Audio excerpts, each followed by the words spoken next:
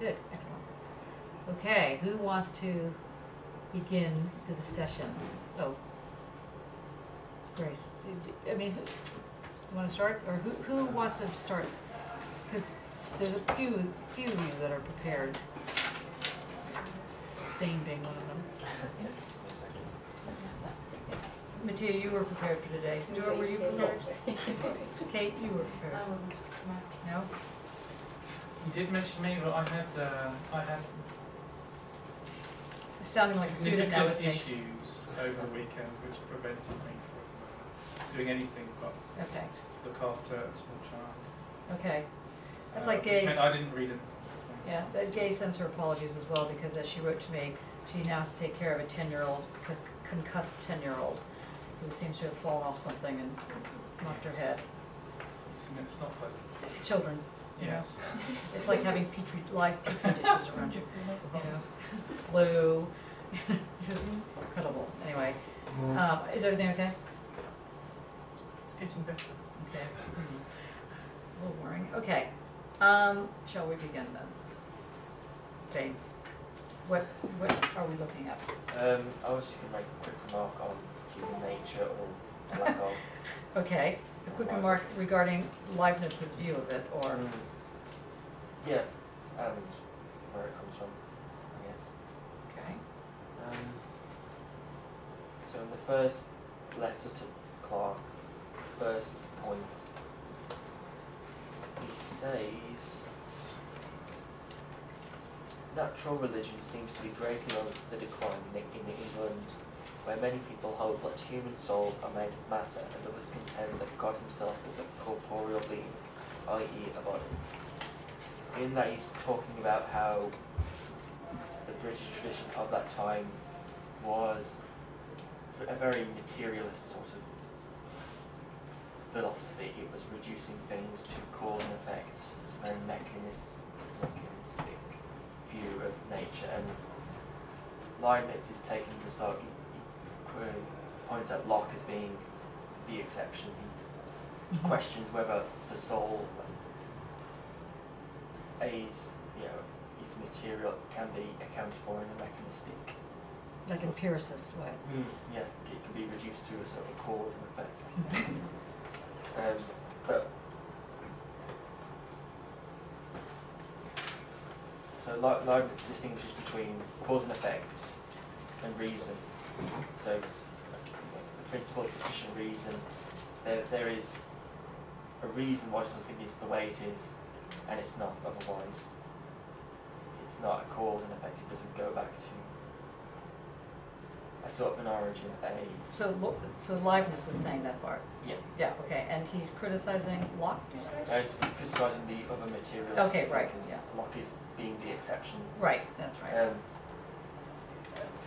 I mean, his reason, if there was just cause and effect, there would be no reason to praise God for the work he does, or to pray, Right. to credit anyone with what anyone does, because it's all just cause and effect. There's no That's right. reason for the way that things are, or otherwise.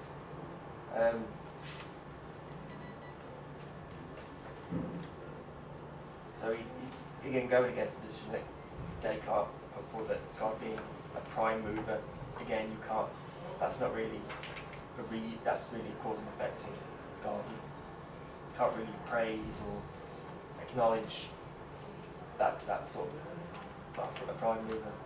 Something that sets something into motion, just watches it, lets it go. So you're suggesting that Leibniz is saying, and can you show where he's saying this? But what he's saying is that if there may or may not be a first cause, but the first cause simply is what kicks it off. There's no like ethical, moral, anything. Well, that would be Descartes' view, that there was beginning, there was something that set everything into Okay, that's Descartes. Okay, Yeah. that's what I was saying. I was thinking that was wrong. Yeah. Okay, good. So and he's and what is really the position that Leibniz then puts forward? It's that does not account for reason, that doesn't account for way that something is the way it is and why it isn't otherwise, why another possibility doesn't come forward. Right. deal with that side of things at all. With regards to in discourse on metaphysics, Sorry, Mark, you shut the door. To develop in his new essays on human understanding, Leibniz develops Locke's point. Generally agrees with a lot of Locke's points, but develops a little. In Discourse on Metaphysics, from 27, it goes to the idea of the tabula rasa, which Is that page 27? no, point 27 Of the first paper? This is Discourse on Metaphysics. Oh. Shouldn't be the best. Hold on, let's flip over here. It's Discourse in Metaphysics. Yeah, number 27 page. Does everybody have access to seeing this?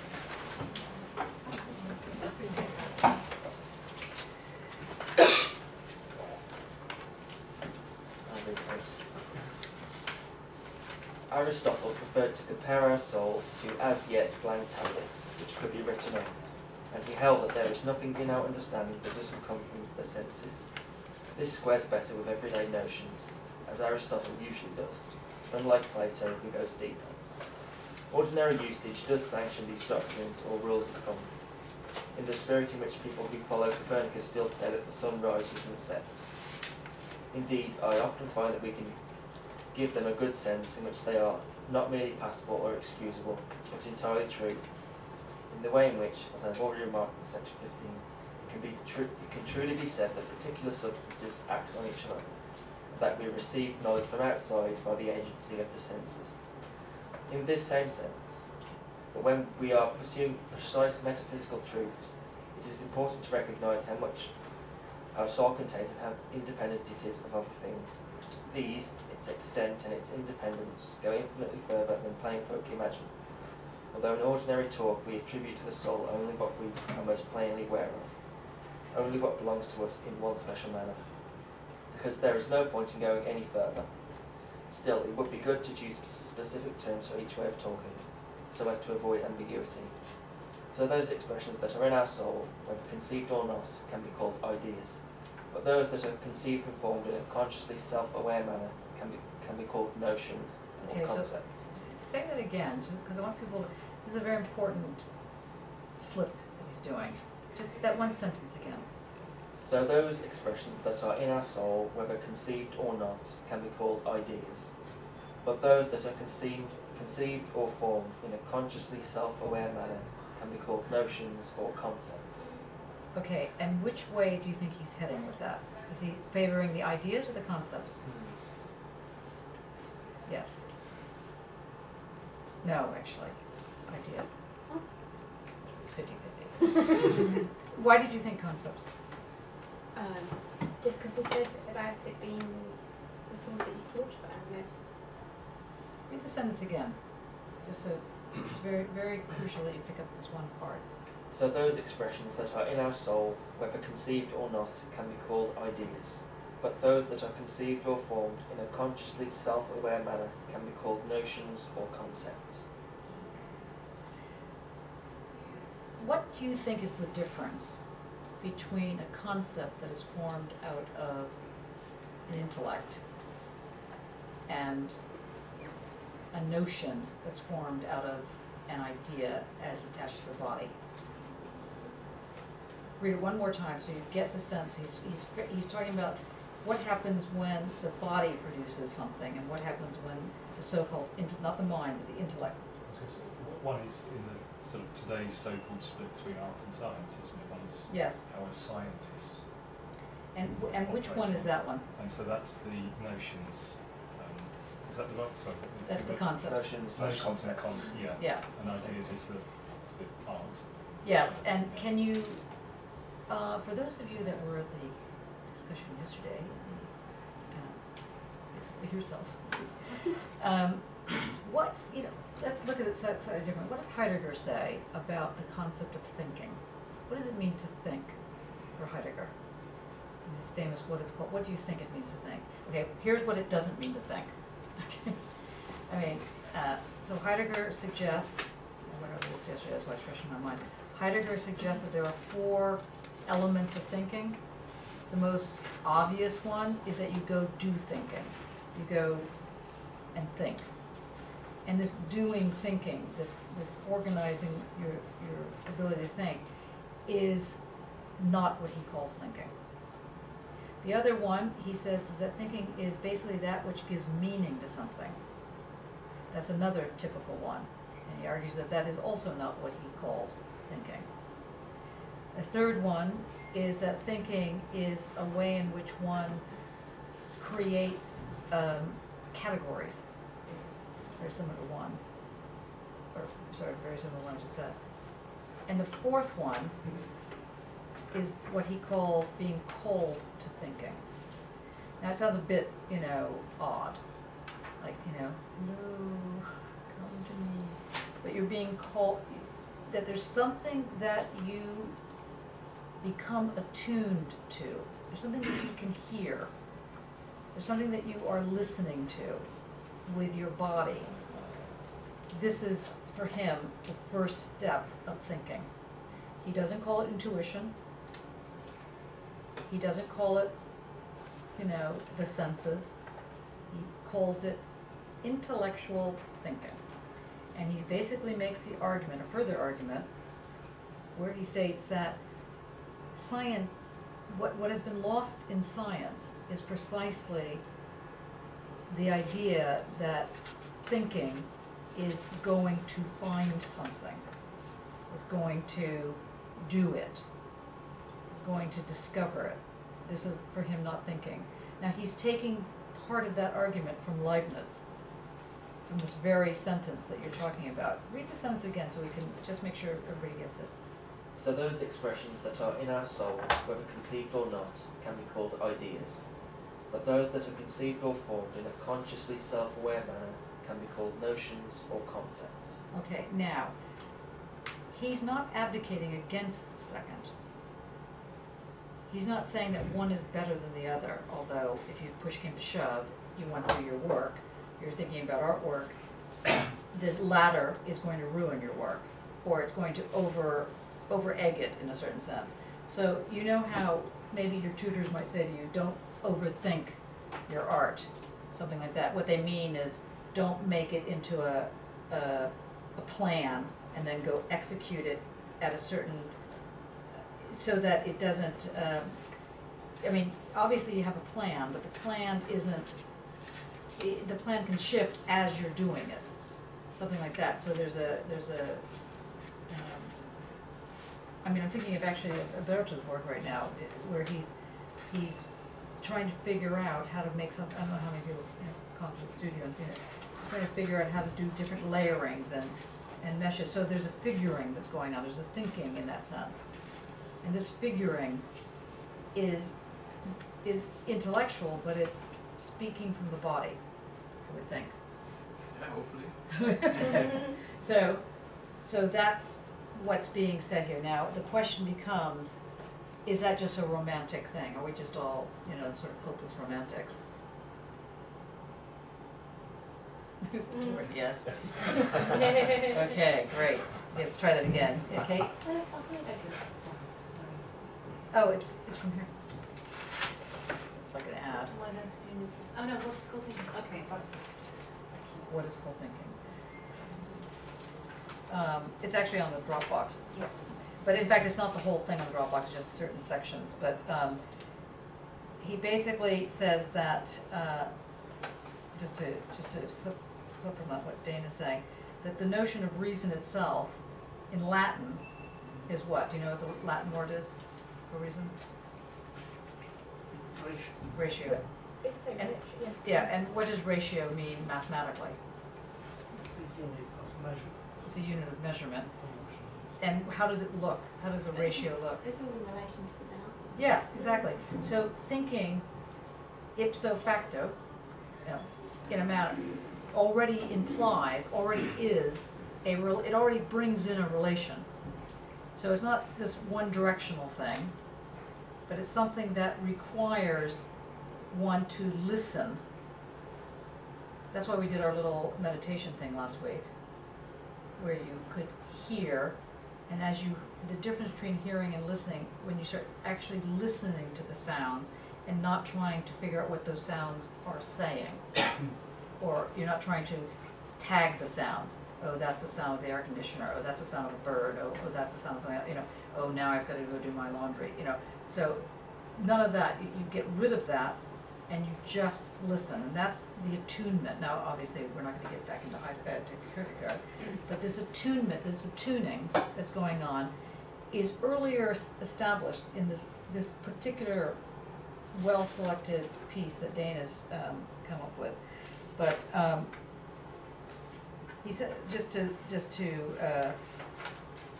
just want to say one of the things that he mentioned, that Heidegger mentions. He says, that's what it is. In order to be capable of thinking, we need to learn it first. What is learning? Man learns when he disposes everything he does so that it answers to whatever essentials are addressed to him at any given moment. And by the way, he says that he's using the word man in the use of Sanskrit, which I think is fantastic, which means knowledge. Anyway, whatever. Okay, so people learn when they dispose everything they do in order so that it answers to whatever essentials are addressed.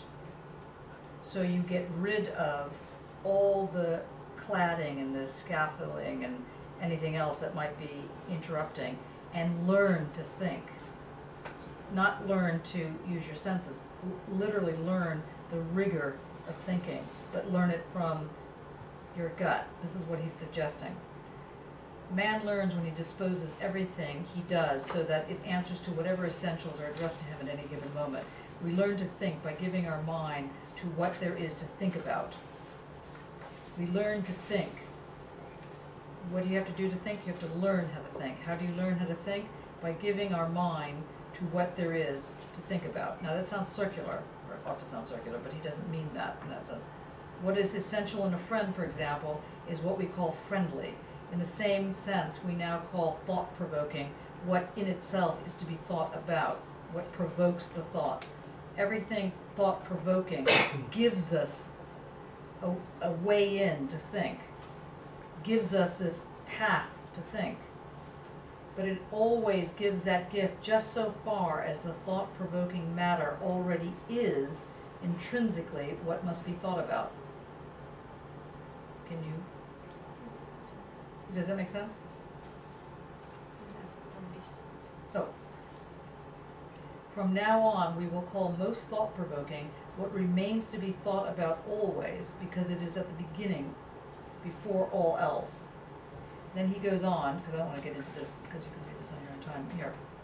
You get, So, John, what page is that on? oh, that's on page 4 of what is called thinking. Oh, it's not discourse.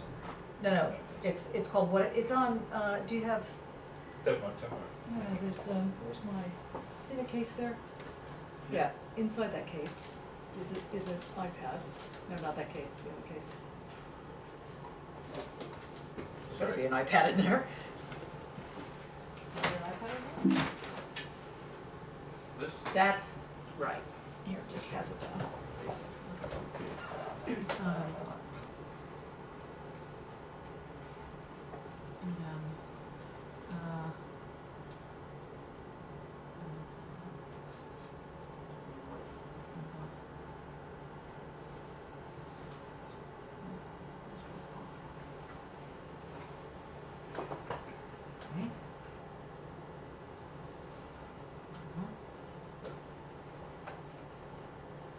How do you find things on this if you want to go fast?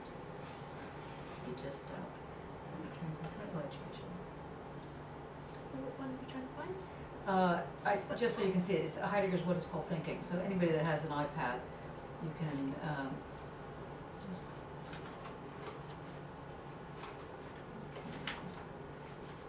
I'll just sort of put it in the center.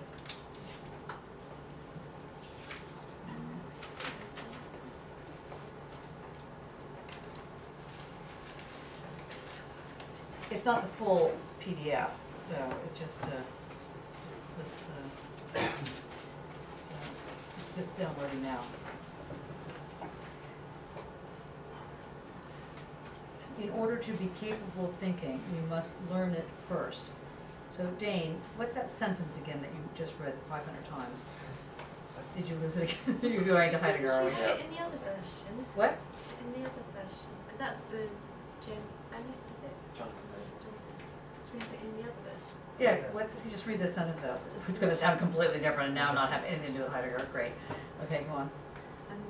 However, it would be good to choose terms proper to each conception, send, in order to avoid equivocation. Thus, the expressions in our soul, whether we conceive them or not, can be called ideas, but those we conceive or form can be called notions, concepts, conceptus. But however we take these expressions, it is always false to say that our notions come from our external senses. For the notions I have of myself and of my thoughts, and consequently of being, substance, action, identity, and of many others, arise from an internal experience. And how do you translate that? So, I got into this, I haven't managed to quite settle into what we're Okay, it's a so bit let's fragmented. try it again. There is yet another version. Okay, version number 3. In And who's order, the translator on this one? this is some Peter Lobston. And who's the press? For his discourse on metaphysical of writings. No, the press. The press is sorry. No, it's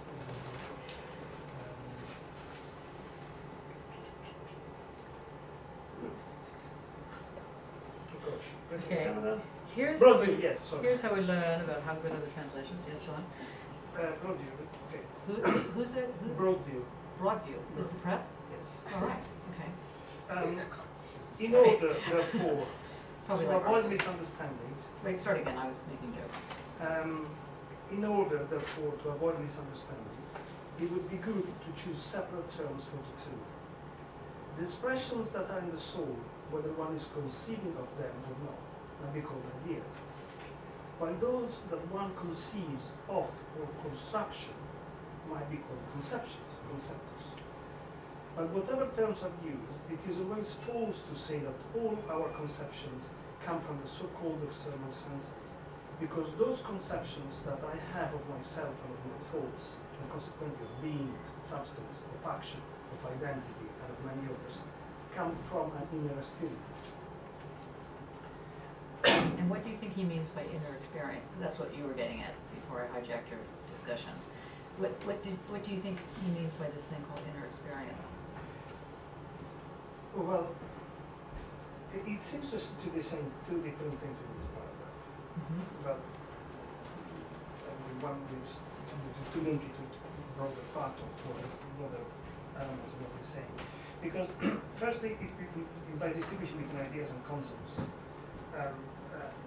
Leibniz supports the side, which is because philosophy that says that we've got innate ideas, and without innate ideas, if we had the tabula rasa of Aristotelian heritage, we wouldn't be able to start anything, because there would be nothing that would allow experience, so all the data from the sense to be organized in one way. If you like, this criticism against the tabula rasa goes in parallel with this criticism of the idea of the space that exists before the relationships of objects. Did everybody hear that, this thing about tabula rasa?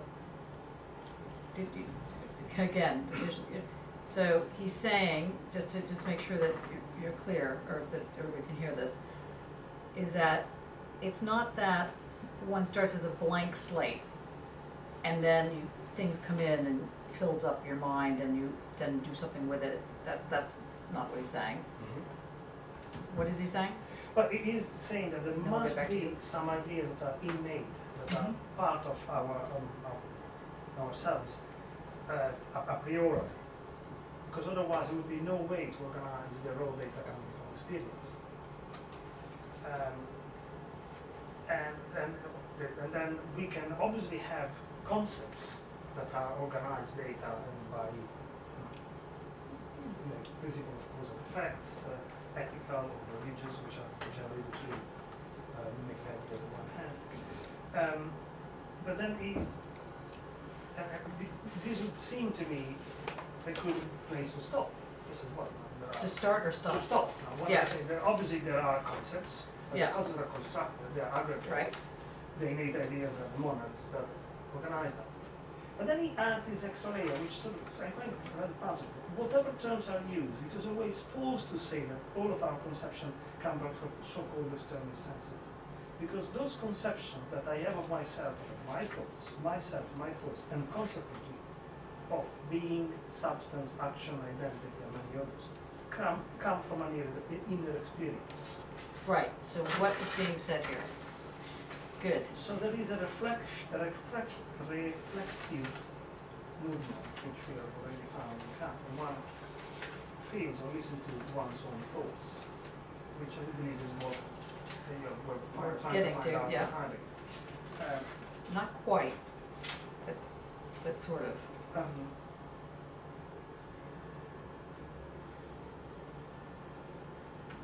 Because there is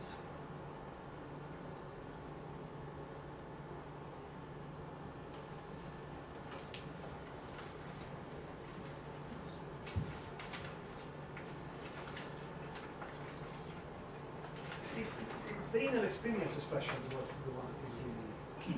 And is the word inner experience in your translation? And is the word inner experience in yours? Because internal is Internal experience, external right. one and internal. Is that not equivalent to like Heidegger's intellectual kind of thing? Is that So close. Can you explain that? Can you just expand on it? Well, it just seems that it's a similar way of thinking, that it's having to embody the thinking, but use everything that has come before as well. Very close. Yes, push that a little, yes, go on. It's just sensory thinking, so it's thinking through the body instead of it being like a rational idea of what the concept is. Yeah, very important. And what does it mean to think through the body? What does that actually mean? How does it work in your work? How do you know when you're thinking with your body and not with your mind? Seriously. You get a feeling if something's right. Yeah, and what how does it work? You embody it. It is an embodiment. And you feel it, right? Yeah, it's in your gut. It's in Yeah. your body. To link it back to Heidegger, in what is called thinking, the subtitle is not "And the Philosophy and the Task of Thinking." Yes. And what he is proposing in that book is that, I read it one time ago, but is that the task of thinking is actually what we've been reading in Identity and Difference, that giving up the organized rational structure, not for some mystical approach, but as everything that there is. So he's saying, basically, be aware that this rational structure is already a layering of something else. That something else is elusive, but what it there's the famous game of concealing And revealing. So one gets to be, then needs to get attuned with that, with this sort of double leap, which is the listening between the inner experience that Leibniz is talking about here. And in this sense, Yeah. it is an attunement that is an embodiment, because one should really feel that I am here, and the old layers of separations and depth of space is not as articulated as separate objects is many centimeters one from the other. But it's a matter of feeling. It's a very contemplative, I would say, meditative approach to the problem, rather than a calculative one. Yes. Let's just. Do you have now in front of you somehow the Heideggerian story on what is called thinking? I'm sorry that we don't have enough. Of course, that's just how it is. Where are you? If you can, I didn't mean to grab that out of your hands. So the first thing, if you go on page 4, it says, this is, because you just heard this and you're not used to hearing it yet, you're coming, it is partially the case that you might think it's meditative in this way, but he means it less meditative than it's sounding. So let me just, so the first thing about thinking is you need to learn. But the learning is like the famous Mark Twain position, which probably a lot of you never heard of, but anyway, Mark Twain basically says, don't let education get in the way of your learning. And it's an old Americanism, as it were. You know, learn with your eyes open, but also with your body. That's how you have to learn. So he's saying, in order to be capable of thinking, we need to learn how to think first. What is this thing called learning? So then he goes on to talk about, he says, well, you know, you can have something that's thought-provoking, but he says, even thought-provoking has nothing or not enough to do with thinking. Most thought-provoking is that, he said, what is the most thought-provoking? How does it show itself in our thought-provoking time? Most thought-provoking of all is that we are still not thinking. Not even yet, although the state of the world is becoming constantly more thought-provoking. True, this course of events seems to demand rather that man should act without delay, instead of making speeches at conferences and international conventions and never getting beyond proposing ideas on what ought to be and how it ought to be done, and so on and so forth. What is lacking then is action, not thought. And yet, it could be that prevailing man has for centuries now acted too much and thought too little. But how dare anyone assert today that we are still not thinking? Today, when there is everywhere a lively and constantly more audible interest in philosophy, when almost everybody claims to know what philosophy is all about, exclamation point. Philosophers are the thinkers par excellence. They are called thinkers precisely because thinking properly takes place in philosophy. Nobody will deny that there is an interest in philosophy today, but is there anything at all left today in which man does not take an interest, in the sense in which he understands interest? He gets into this subpart about interest. So he goes on and he basically says, again, it runs, most provoking of all in our thought-provoking time that we're still not thinking. It has been suggested earlier how the term thought-provoking is to be understood. Thought-provoking is what gives us to think. Let us look at it closely and from the start allow each word its proper weight. Some things are food for thought in themselves, intrinsically, so to speak, innately, and some things make an appeal to us to give them thought, to turn them toward in thought, to think them. Now, to me, a lot of the work I've seen in your work, when I've done the tutorials, is that you're thinking. Your work is giving form to thinking. It's not that, so in other words, if you're doing a practice-led PhD, which most of you are doing, not that all of you are doing, whatever the work of art that you're doing, that is just the embodiment of the, but it's not the embodiment of the thought in the sense that it's taking a position. And that's what is the key here, to try and understand the difference between taking a position, having the, whatever it is you're working on, embody this presence. So he says some things are food for thought in themselves, intrinsically, so to speak, innately, and some things make an appeal to us, to give them thought, give me thought, to turn toward them in thought, to think them. What is thought-provoking, what gives us to think, is then not anything that we determine, not anything that we are only instituting, only proposing. According to this assertion, what of itself gives us most to think about, what is most thought-provoking is this, that we are still not thinking. And so he starts to develop this a little bit further, and he basically comes down on why he hates science, basically, or why he hates what is called science. And he basically, see if I can find that. Yes? Oh. So he goes and he basically says, where is it? Oh, maybe it's further on. So he basically gets into the point in what is on lecture 1, page 113. So you skip up to 113. And he goes again, he basically says, here's what is called thinking. He says, what is called thinking? The question sounds definite. It seems unequivocal. But even a slight reflection shows it to have more than one meaning. and then he gets into the four meanings I mentioned earlier. Now, I talk about these in relation to what Dane, the little tiny remark that Dane said, and then the whole thing got hijacked, sorry about that. Because you can divide this sort of thinking thing into these four little strands, as it were, just like Leibniz is seemingly dividing into these two strands, but in fact they're not divisible. They are entangled.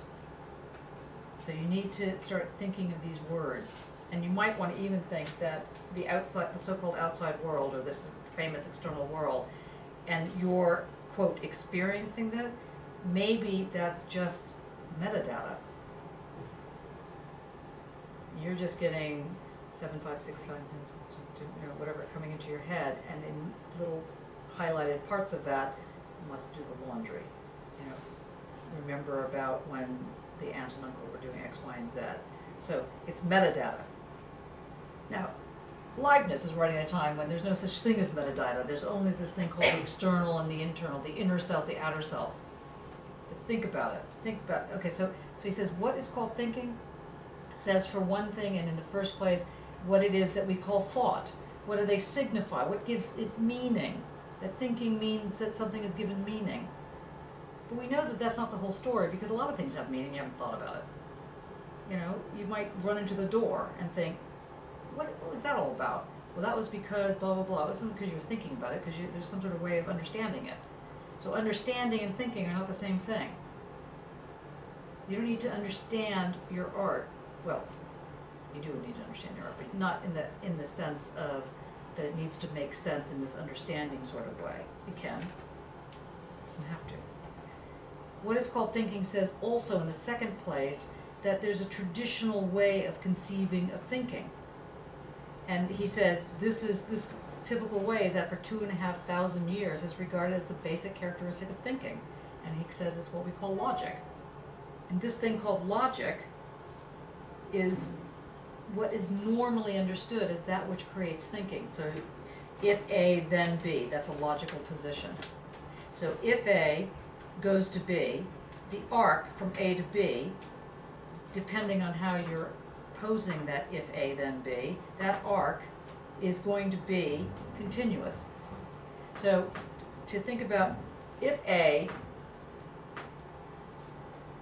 then B, from here to there, getting from A to B, this arc is clearly empty, right?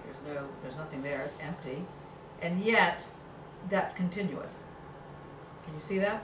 So A goes to B, continuous. So we can say that a logic contains, in this example, the arc or the empty space, and at the same time these 2 points. And we don't think to ourselves, there's the space, there's these 2 points. We think A goes to B. It's not dissimilar to that second part of the paragraph you read out, where he's saying that the let's say the inner soul and the way in which one interprets or sort of pixelates the metadata that comes into you, that they are like the arc in that sense. A-R-C, not A-R-K. They are like this arc that I'm talking about, this line. Now, he says that that's a form of logic that means that thinking can do a multitude of tasks that get to a predictable point. That's a normal sense of thinking. That's 2,500 years of thinking. You have a set of points, you go to it. Then he says, on the third hand, you think thinking could mean that there has to be a whole set of prerequisites. You have to have skill, you have to know what you're doing. Well, that is so true. How can any of you do your artwork, or any work, if you're not skilled on some level?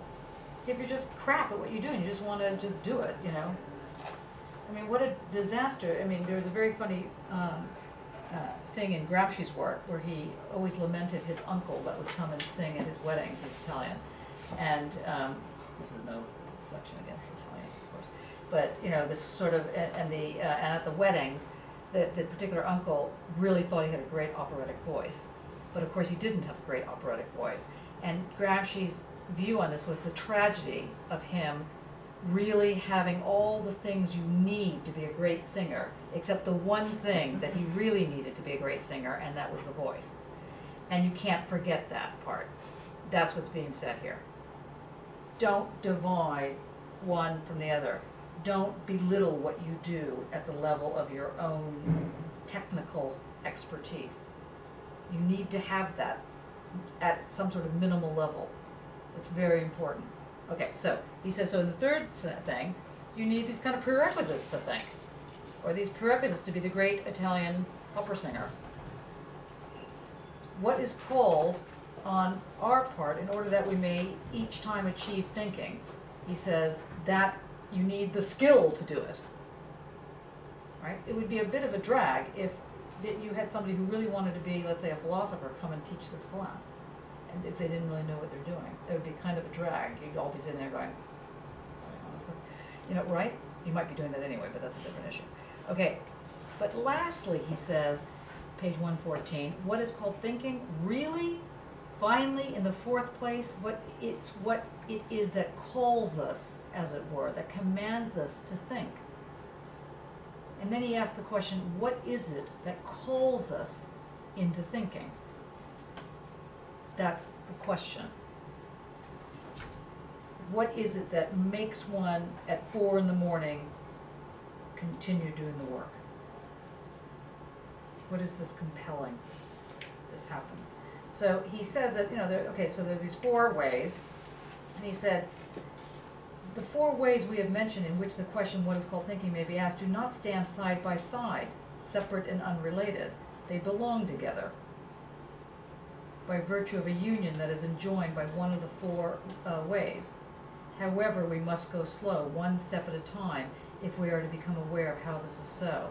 We must therefore begin our attempt with a statement which at first will remain a mere assertion. It runs, the meaning of the question which we noted in the 4th place tells us how the question would want to be asked in the first and decisive way. What is called thinking really should be saying, what does call for thinking? What is it that gets you to think? Properly understood, the question asks, what is it that commands us to enter into thought, that calls on us to think? What does call for thinking, what does that turn of phrase mean?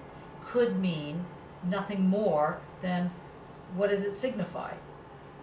But really, when the question is asked properly, it means something else. It means what is it that it directs us into thought and gives us directions for thinking. So that's why he ends at the end of lecture 1. He goes on. I don't want to continue on with this, but it's interesting, but you need to read on your own. Somewhere in here, he basically gets into the thing of most people stop at the notion of either logic or the notion of logic plus a direction, a predictable direction, a signification, and that is what is called science. And he said that basically is scientism. Science, to the degree to which it works at all, is the 4 elements, it's the 4 parts. Now we go back to your famous Leibnizian thing. Now what was your position that you were trying to put forward by saying that quote to begin with? What were you trying to get at there? It was that these innate ideas that you know, conceive forward, conceive what we do, they can't be broken down into a sort of, it's human nature. It's not a nature that's commanding us to go forward, to do things. It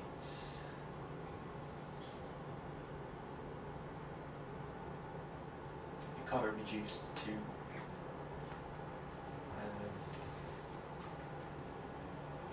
Go on. Can't reduce to. You're right. There's something about, or let's put it slightly differently, so that you're not like the only one reading the thing. What is the point of worrying about, for Leibniz, what is the point of worrying about human nature anyway? Why should that even be part of this discussion? well, he argues free will, whereas Newton and others don't. Okay, right. And why and how does free will enter in a situation of this kind of monad? M word comes to the fore. You know, this this question of the monad. What is it about this monad that is tied up with free will, is tied up with this famous thing called human nature, or whatever we're going to call it, some kind of nature, monadic nature, which is kind of like nomadic nature, only dyslexically put. Sorry. The monad. Got any ideas? I still don't understand a monad. I know that in discussions outside of this, we've kind of said that it's maybe a connection of like an algorithmic kind of connection of rules, or back to multimedia. That's right, it is. But I mean, if that's in terms of them free will, the fact that the monad can essentially shift and it has no specific function other than it being a set of relations to things. Do you think you could find the monad if you went looking for it? No, because it could be anything. So Okay. in my understanding of it currently. Right, that's correct. And it's to do with evolving, isn't it? So is it to do with the constant evolving that is the reason that you need the free will? To sort of, So that it stays alive, as it were. yeah. Okay, that's close. Yes, yes, yes. We take those. Yes. It's to do with immanence. Yes. Can you develop that? As opposed to transcendence. Yes. So it's a time when God's coming out of heaven and going into people, or at least in their, Well, what does immanence mean? Let's say not religiously, but just not transcendence.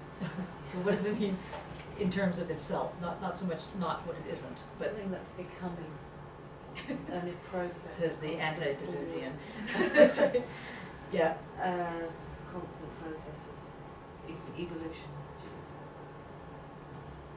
Okay. But imminence is a state of change and becoming, isn't it? Right. It doesn't have to be evolution, it's just something that's So occurring. could be, yes, well, the rupture point Says rather the than the delusion. becoming. Right. Okay, so see, we keep what I'm finding fascinating actually is we keep going around something that is sitting sort of more or less on the table, well, hovering on the table, this thing called the monad, and I really want you to try and own this thing in a way that doesn't bring in the classical modernist notions of element, of segment, of difference. The monad is saying something completely radical. So is this towards the end of the Chatians, that the world as idea, as information, not matter? Yes? So it's about its energy. It's energy. Yeah. And what does it mean to say that something is energy? Why is that, what does that matter?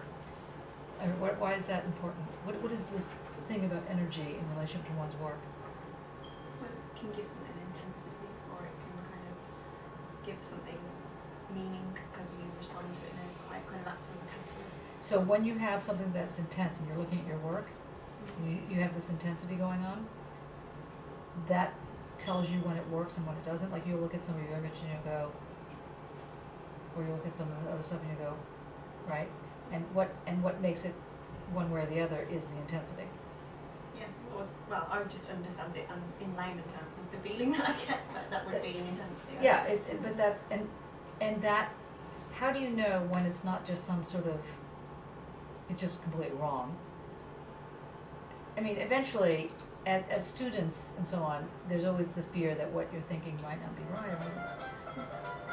That's you. I was thinking it was me. I was thinking, where did that come from? And I noticed that Heidegger used that word disposing, which so it's like it's that moment when it's almost like it forces the dispossession, so to Yeah. But so it's that moment when it's sort of like a moment of shock. Okay, we're getting there. We're getting there. Don't lose it. Don't lose it. I Yes. think what you said about rupture is right as well. Yes. I think it's like that moment of rupture, and I think because I've been reading a lot of Deleuze and Guattari, that there's sort of it's a similar way of the rhizomatic thinking and the sort of that you have. Yes. Sorry. You say yes. So say yes. So that you get the sort of the cartography and the mapping and all the different elements together, but you need the rupture as well. Yes. Okay, I'm gonna try, now don't be alarmed, because I'm gonna throw something. Oh. Okay, let's throw something light. Yeah, throw you. Brain. Okay, all right, ready? It's here, this is point A. Ooh, I didn't mean to throw it. Okay, now it ended there, right? Okay, more or less, or it ended kind of okay, let's just say it ended with Dane over there. Okay, so that arc, is that disruptive? Is it linear? Is it, what is it? What does that move? I had it in my hand, and now it's it's over there, so it left my hand, and it went over there. Is that, in what way is that linear? Is it, here are our choices. Linear, okay, continuous, discontinuous, ruptured. Ruptured. No. Okay. Okay, wait, hold on.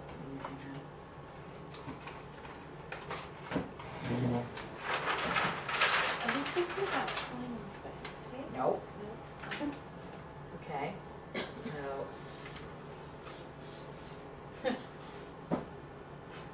Okay, I take this and I throw it to Dane as opposed to at Dane. Okay. What letter to begin with? What? What? What letter to begin with? Oh, you can have a letter to begin with. I gave you 3 choices, and so far you picked 2. I mean, honestly. Okay, let's try this again. Is this sitting here, and then it's now over there? Is that a continuous movement, a discontinuous movement, a movement of rupture, a movement of linearity? Yes! Yes! And it was a movement of linearity despite the fact that it's left my hand and therefore is broken in the sense that it's not my long arm that's going over there with the thing. That's not what's doing it. So we know that linear can also mean breaking. You know, kind of like something can not be linear. I mean, sorry, something can be linear but have dots to it, let's say. Right? So if that's true, you ready for the next one? Then what is nonlinear? What is discontinuous? What does it mean to say the famous rupture? Because I could say that I throw this and it leaves my hand and hits Dane again. Sorry. I throw it like this, it leaves that thing, and that's not disruptive. Well, it's a little bit disruptive, but it's not disruptive in the notion of disruption or rupture. What's the difference in the Deleuzian form of rupture and this thing where I just let something go? There are other things I can throw, and Dane is going to get bruised. If you didn't have anything in your hand when you threw the thing, and then halfway through, the green thing suddenly appeared in midair, that would be a rupture. That'd be very odd. Yeah, because where would that be coming from? Well, that's the rupture. So it comes in from a parallel universe. That's why like this sort of we can relate this sort of superposition logic. No, don't use the word superposition yet. I'm going to ban that word and event as well. Okay. I have been trying not to say that. You've been very good about that, but now you've moved into superposition. Okay, let's try it again. So let's make sure you understand the difference between rupture, or the difference between continuity and discontinuity, particularly when it comes to logic. Because Leibniz is the founder of discontinuous logic. Newton is the founder of continuous logic. Well, he's not really the founder, neither of them are really the founders, but I'm just being dramatic, get a point home. One of them is, let's say, the president of the discontinuous club, and the other one is the president of the discontinuous club. Now, what does it mean to be having a rupture? What does it mean to have something that is fully rupturing, so that this arc movement, right? He doesn't even duck, he doesn't even move, he's like, you like that, do you? Discontinuous is like the opening, whereas continuous would be like the absolute space, time, the scenario happened in. If you were to say it's in a continuous sort of absolute space, but It's not a continuous absolute space. So you can't No, take I'm as a given. rejecting- okay, I'm just saying, in 3D, in this world, in this time period, can we have a discontinuous logic? Or do we, yes, okay, yes. Is it simultaneous? Is it like, Well, now you can't ask the question, you gotta make an argument. oh, okay. Okay, Dane, I can use an example. okay, that's cheating, but all right. Yeah. Well, That's right. if you use electrons, you can show how an electron gets from point A to point B, and it doesn't travel in between. It starts there and it gets there, and there's no sort of in between. There's no in between, No. right. It can, I don't want to say disassembles, but you can follow a sort of, if you turn on a current, you can change, the electron becomes energy waves, it becomes its own antimatter, and it can reappear at a different point. So there does have to do something to do with simultaneous. Your gut logic is correct. You just didn't need to put it as a question. But what does that mean then to say that it's what's the advantage to calling something discontinuous? Is it when you can sort of measure something with absolutely unmeasurable things? For example, Well, that's helpful, isn't it? That's right. That's what all the scientists are arguing against. You know, we can't deal with the artists because they're always dealing with unmeasurable things and saying it's good. For example, if you would speak, I actually want to ask a question about it. Is it right? Is it connect to this? When I was communicated with my sensei in Japan, she was speaking in Japanese, and I was speaking in English. Neither of us could really speak in those languages, but we really understand each other and come into the one conclusion. Would it mean that actually the different Language games. but I don't mean just language. Yeah. It could be anything. It could be like language and painting. It could be like I don't know, something really not logically immediately connected, but being connected and coming to the one common space. No. Is it this? No. But it was a good attempt. But I can see where you would think that because we still do not understand what the rupture has to do with. And I'm going to now spell out the word that it's linked to. That will help you.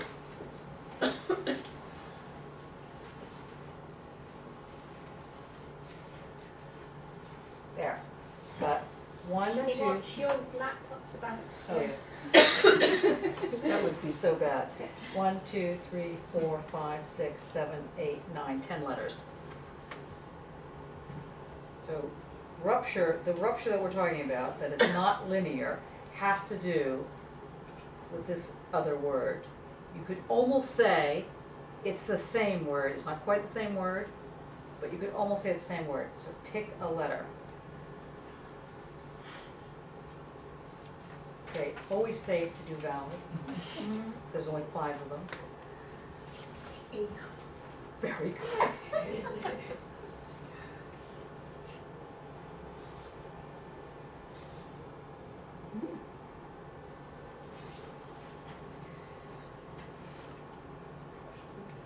Honestly. There's another vowel you can pick.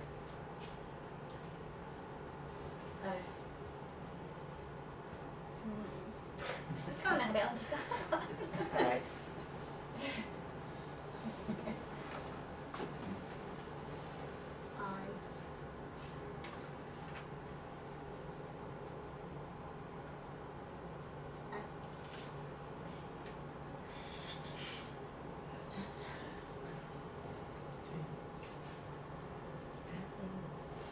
You're actually thinking of words. M. N and C. And what? N and C. Imminence, no. No. Oops, didn't say anything. please. Yes. Oh. Difference, although we had one man hung, and another one on the way, okay, before you got to this. It's very bad. Now, if difference means rupture, now let's think again. The blood pressure goes back down, calmer. Okay. If I throw this at Dane, which I'm not going to do, there is no difference going on. There's no, it's all continuous, despite the fact that it leaves my hand. So don't think that just because it's not in my hand, it's not continuous. Or to put it slightly differently, even though it's left my hand, it's still continuous. It's still a continuous logic that you can, what I'm asking you to do is now figure out why the notions of difference as we're using it could actually be helpful here, or actually helpful for your own work. And that is the key to the monad problem. But the way I understood it, because the Leibniz thought is quite tight. Yes. One can isolate a page or a core notion thinking that it exists autonomously from the rest. The problem of Leibniz is now to explain that the world is as it is, And not as it is otherwise. and not otherwise. But that somehow is. May I just interrupt Sure. just for a second? By that, he doesn't mean politically why it is as it is. No, He no, means no. that it's shaped in this way and not in this way. Yes. Like the world, that the nature Yes. has a shape. Yes. Yes. It's this way, not this way. It would But- be very odd if the Earth looked like this, like a coffee cup. But that is not entirely, one cannot separate it entirely from the political and the ethical, because the two things, the efficient and final cause, are completely intertwined or entangled. So Well, you could even say which one is the real world here. yeah, obviously, if we think of the planet, but they're both real. And these both are the real world. I mean, I'm not saying the coffee cup is a coffee cup and therefore real. I mean, it is the world. I mean, if you were doing some sort of type of equivalence exchange in your work, you could conceivably map on the world onto this cup and have, in fact, a comment about how the world really exists. You could actually do that. That logic would exist, and you would have gotten there via this other form. You wouldn't have gotten there via the continuous logic, because it doesn't make any sense. So found work, found objects, found art is based on this kind of logic. Okay? Now, go on with what you're There saying. is, Matthias said, no, because I was following the thought. We're gonna ignore that. That's right. Another train of thought. Because I try to take difference in with the notion of monad. Good. It threw me off at the beginning because Leibniz is all about continuity. And he insists that there should be a continuity of cause and effects. There are no giants. And there is, although it is infinitesimally dividable. But what if, in his question why things are so and not otherwise, which somehow takes over the apparently first question, which is why there is something rather than nothing, because that's not tractable. I think that's a question that is up to God. He then starts the logic of iteration. You're blessed. Which is based on the possibilities of iteration. In other words, there is an element of time in Leibniz that is sort of the big thing that is never said, never mentioned in his work, or not never mentioned, that it is not immediately on the surface. They all work is a logic on how things move, how indeed it is one of the logics of natural selection. And this selection is based on the possibilities of replication, the possibilities of iteration, so much that one could define monad as this set of possibilities over a set of dimensions. Therefore, and it is always a set of, it's never a totality, it's never all of it, it's just a portion. Mm-hmm. It is a portion that does not relate to the totality as a whole universe that is attainable, but is a portion that is measured against difference. Mm-hmm. So in this sense, I try to get it in. So in this way, the monad has to do with difference, Mm-hmm. as in it is just always different from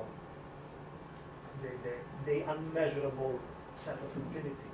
No. So good up until the very last bit. Is it not the one?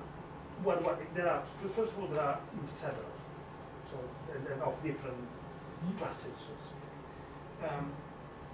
And each one is a finite, therefore limited, not version, but is a portion of a set of possibilities, the infinite set of possibilities, which is what God can see in the simultaneity of its gaze, which is not what belongs to the real world.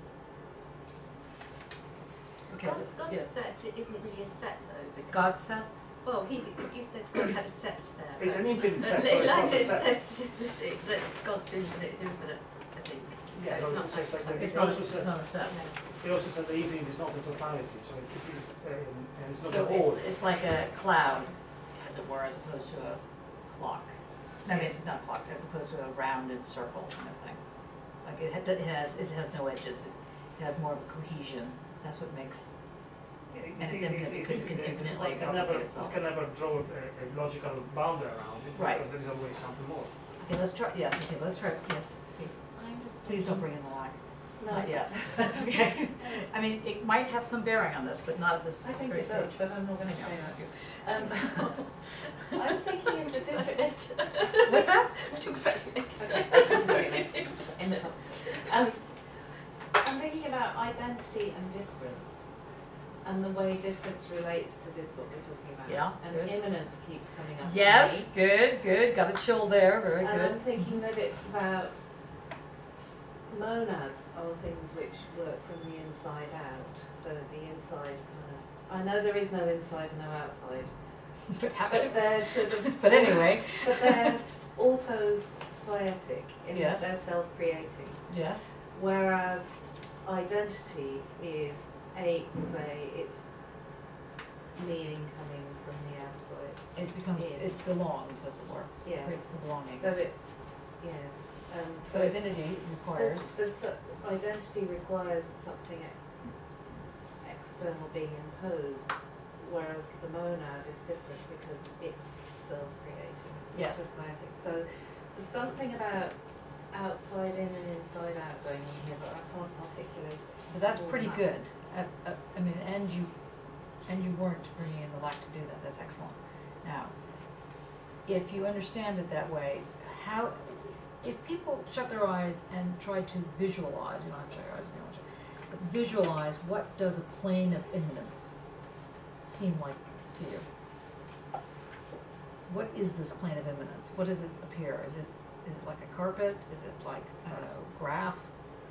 Is it like, But isn't it by its very nature something you just can't picture? Is that not the whole Good. point of it? It's that constant. You will never. and so why is it a plane as opposed to a sock of immanence or, you know, a pocket full of immanence? Why is it a plane of immanence? Why is it referred to that way? Well, is that surface? Yeah. Because what? Is that when you bring in surface? Mm-hmm. It's But it doesn't have unclosed. So close! It's because it's a curve as well, isn't it? Okay. It's like, it's sort of unframed almost. I mean, the thing with the plane is that you sort of have a horizon, don't you? But it's not. Yeah. You're constantly trying Okay, to I jumped too quickly there. I'm sorry. Okay, let's try it get again. into your spaceship. No, sorry. Let's go back to what Mattia's worry was, which was that it appears that the monad in the Leibnizian, at least in much of what we've been reading, sounds like, feels like, that it's presenting a continuous move, right? You know this is a trap. Okay, sorry. Leibniz supports Leibniz sets out a few principles that he is using to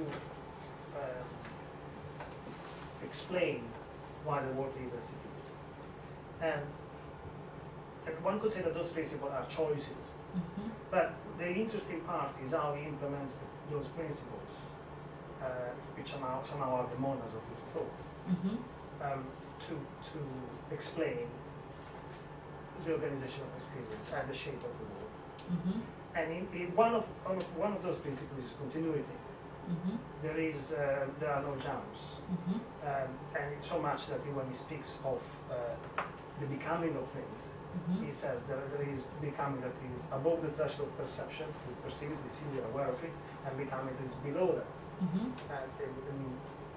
And it keeps going on, and this is why he can speak of, we can say that bodies are never really dying, they just break down, which is more a source of life, the infinitesimal division of matter. Mm-hmm. At the same time, he says that this is the line of efficient process, Mm-hmm. which is continuous. And it is organized by these principles. He often says models are principles of aggregation, Mm-hmm. of matter. And that's the first layer of understanding it. But what becomes very interesting is that while the principle of continuity is in action, it is constantly shaped by what is possible and what is not possible at the same time. So the Mhm. principle of contradiction somehow crosses the principle of possibility and excludes those things that Leibniz calls incompossible, Mm-hmm. which may be here and in London at the same time or whatever. Mm-hmm. So, in this sense, the present or the present distribution of things is always one option out of who knows how many other universes that might have split out in various directions, which are unattainable to us. And monads on the various layers are those sets or groups of instructive information principles that keep intersecting in these choices. Mm-hmm. And God is that mind or processor that can see them all and say, well, these two things fit together, so we don't this universe, no, don't fit with this one, so this is not good. But so isn't God possible? I mean, in this example, can't God also be the metadata? well, sometimes it's ambiguous in Leibniz thought, though, because it might come across as a personification of the principle of non-contradiction, pure and simple. Mm-hmm. And at the same time, all the infinity of metadata, yes, all of it simultaneously at the same time, because God can see it. But God is not only dealing with knowledge; is also dealing with goodness. So it decides what is best, and this is what keeps intersecting. Sorry, in the present, therefore splitting choices. So to me, the monads are, the way I understand them, are just sets of possibilities which find ways of iterating and repeating themselves, and then meet other bits and become more and more and more and more complex. But they never reach that level of total completeness, which is instead what God can see and God is. Right. So in this sense, I said they are portions Mm-hmm. of a completeness that is, or a totalization that is though infinity, therefore they are instead bound on the boundary of difference. But not difference. But they are not difference. What do people think? Did everybody follow that? Do you agree with what Mattia just said? Or if we want, they are difference from infinity. In this sense, they can be seen as difference. Yes, the difference from it. But And that's, see, what is attempting to be named here is that which can't be named But by saying it can't be named doesn't mean that it doesn't have some form of meaning. And it isn't posed, even though I'm saying it this way, isn't posed in a negative positionality, it's posed in positivity. So that the difference is radical other, but it's not without something, it's not meant as an abyss. It's naming something that is completely other. Now, that thing that's completely other could act, let's say, as a stem cell, in which case, that completely other births, as it were, other things from it. It could be the bridge, in which case, that radical other, is a rupture, or is it, a bridge, or, it could be incompossible. So, you see, there could be a type of other that is not graspable in a time-space dimension. Kate, you were mentioning the question of time-space. So it could be an other that forms, let's say, the supernatural, whatever one means by that. I don't mean necessarily people that are passed on, but I mean literally the super version of natural, so almost like your superpositionality. It could be a number of things along those lines. It could be working in that way. In that context, it provides a way in which one can talk about the parallel, let's say, to Heidegger's question, the raising of his questions around what is called thinking. Because in the question of what is called thinking, again, is this calling forth, as it were. Each of you have this in you. That's why you're so weird. That's why you don't fit in a certain sense. It's not like you've been walking down the street and somehow you get hit by a lightning bolt and you've been called. It's not like at that level. It's that you just know that this is what has to happen. And whether you get around to it or not is another issue altogether. But you just know it has to go on. It has to, you're being pulled in a certain direction. And everyone in this room has had that in spades. You know what that means. It means a lot. Sorry. You never know. Do you know what it means to, have I told you what it means to say, to call a spade a spade? Do you know that expression? Yeah, it's a British expression. Is it, no, is it, well, it may be a British expression, but it was stolen by, the Californians. In this country, I think it's a racist expression. I've certainly been told it's racist. No. What does it mean? Spade used to be Afro-Caribbean, yeah, spade. It was black, as like the ace of spades, the black thing, but actually where it comes from, this is just an aside, I'm apropos pretty much nothing. So you see what happens when you leave, we're now having, antidote on cards. But calling a spade in the Wild West of the US meant that when one was trying to sell horses in horse trade, in order for a horse to look like it was young and act full of life and this and that, there was a bit, like a horse bit. There was a bit called the spade bit, which is a very famous bit, which it's very painful. And if it's on the horse, it makes them jump around a lot. So if they were so stupid, they didn't realize that the horse had a spade bit on it, then the horse would be jumping around and be seen very alive. And if someone caught this, they would be calling a spade a spade. That's where that expression came from. You call the thing that's being sold to you fake, or that kind of thing. So in that context, it's a very different meaning. Now I raise this way in which languages can take on, well, we've just seen it with all the different translations. We have had 4 different translations of that one sentence today on the table. And in that, they all connect, but they all are slightly different. And so if you read this work and that translation versus the translation that you were putting forward, you're going to get in your translation a much more of a differing scenario where it could become, this inner outer, the positionalities going on. Yours is much more of a, it's more sinewy. Pardon me. There's more of a sophistication to it in that particular translation. You know, in other ones we've had, it brings in a whole nother raft of things. I mean, so translating is always difficult. And I bring this up because if we're trying to understand the notion of difference as a feature of identity, or a feature of, or you know, an element, one strives to try and figure out how to put this correctly, or so you can hear it. It's trying to get you to understand, or trying to get you to be able to use it as a tool, as opposed to just understand it intellectually, that this thing called difference, or I'm gonna at the moment call it a monad just for the sake of the argument. It's not completely correct. Let's say that it is a fully formed thing called difference, so that it appears as though it's homogeneous, or it appears as though there's no, that this entity called difference is a pile of, or is a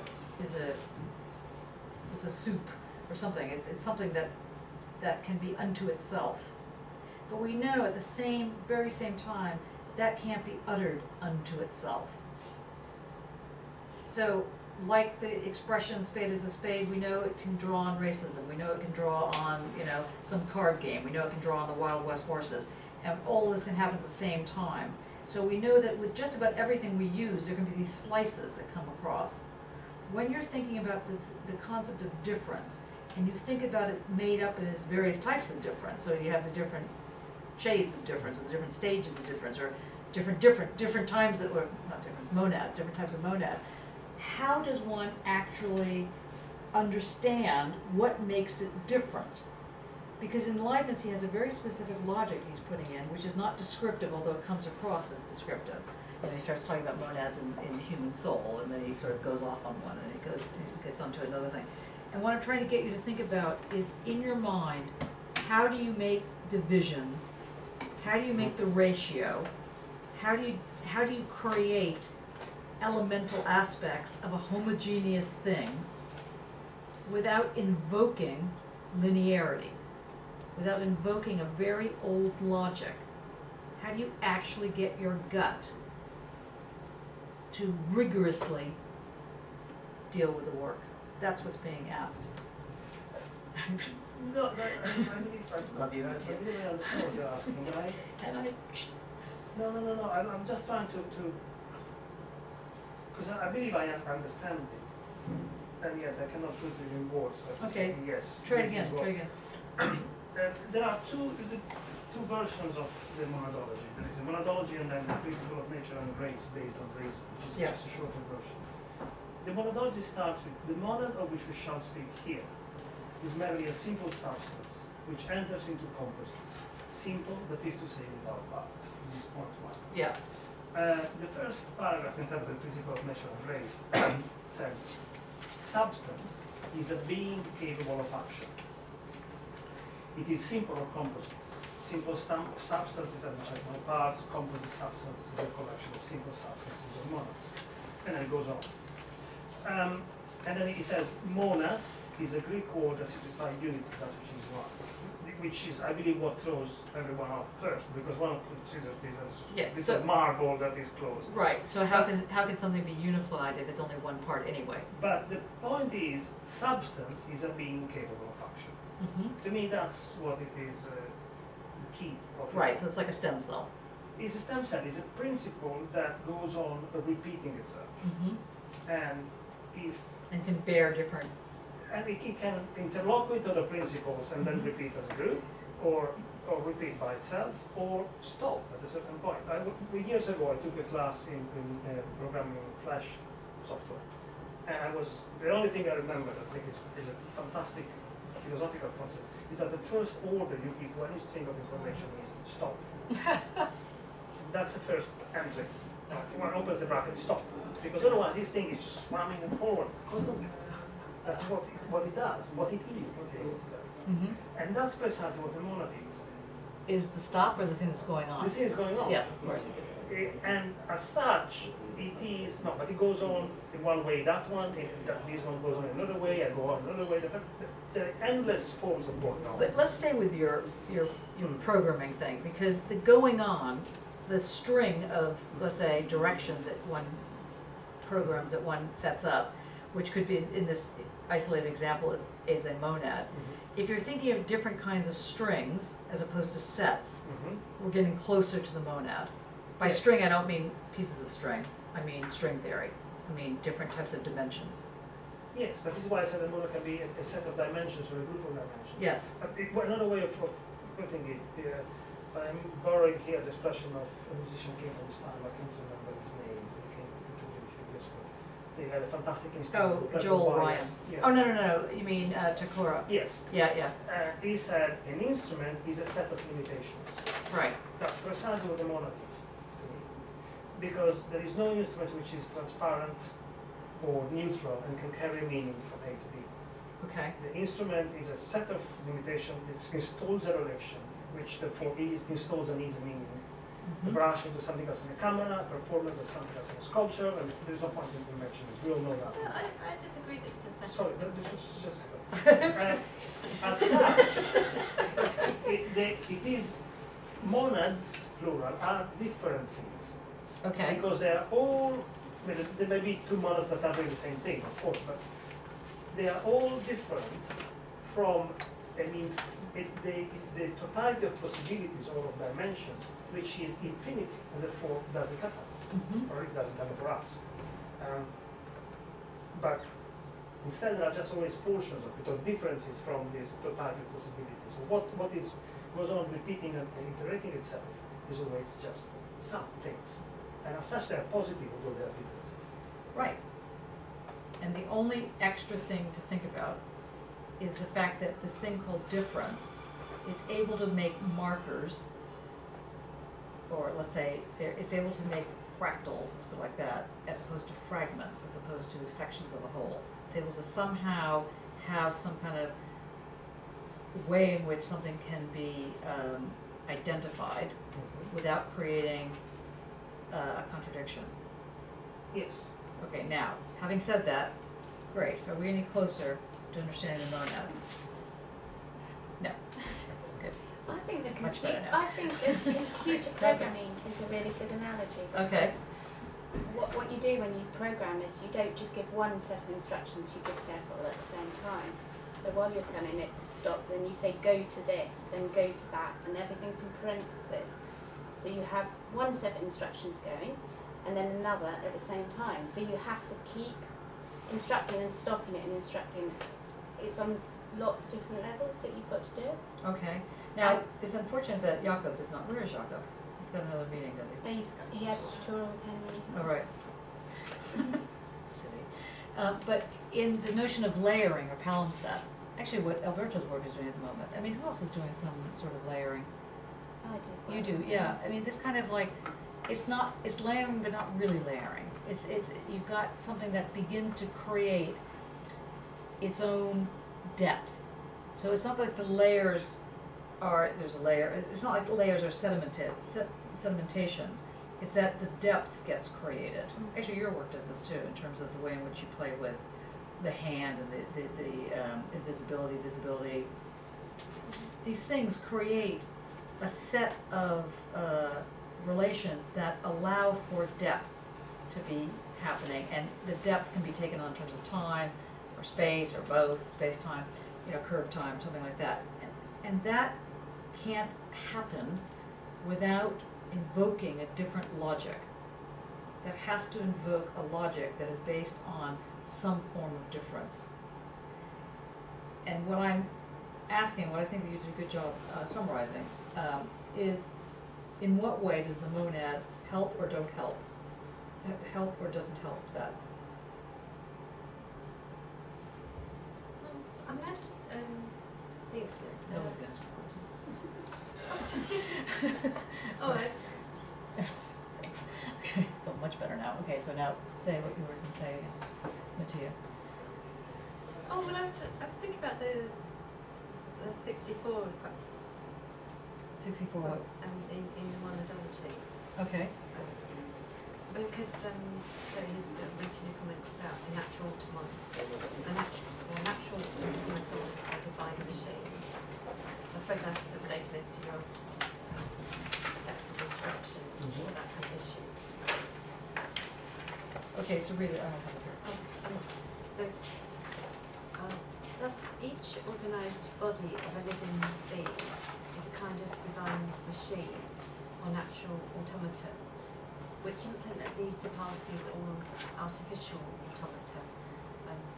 For a machine constructed by man's art is not a machine in each of its parts. For example, the tooth of a brass wheel has parts or fragments which, for us, are no longer artificial things and no longer have any marks to indicate the machine for whose use the wheel was intended. But natural machines, that is, living bodies, are still machines in their least parts to infinity.